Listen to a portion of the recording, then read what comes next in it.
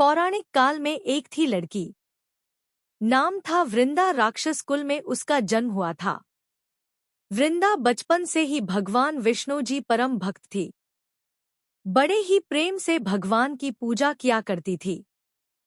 जब वह बड़ी हुई तो उनका विवाह राक्षस कुल में दानव राज जलंधर से हो गया। जलंधर समुद्र से उत्पन्न हुआ था। वृंदा बड़ी ही पतिव्रता स्त्री थी, सदा अपने पति की सेवा किया करती थी। एक बार देवताओं और दानवों में युद्ध हुआ।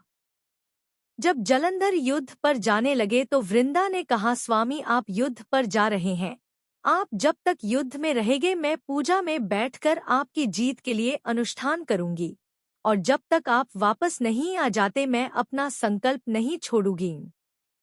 जलंधर तो युद्ध में चले गए और वृंदा व्रत का संकल्प लेकर पूजा में बैठ गई।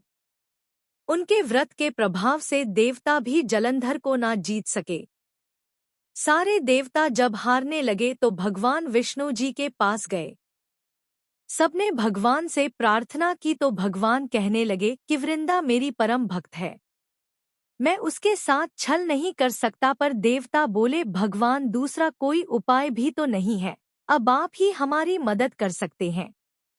भगवान ने जलंधर का ही रूप रखा और वृंदा के महल में पहुंच गए। जैसे ही वृंदा ने अपने पति को देखा, वे तुरंत पूजा में से उठ गई और उनके चरण छू लिए।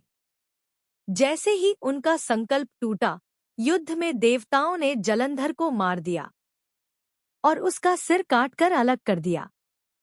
उनका सिर वृंदा के महल में गिरा। जब वृंदा ने देखा कि मेरे पति का सिर तो कटा पड़ा है, तो फिर ये जो मेरे सामने खड़े हैं ये कौन है?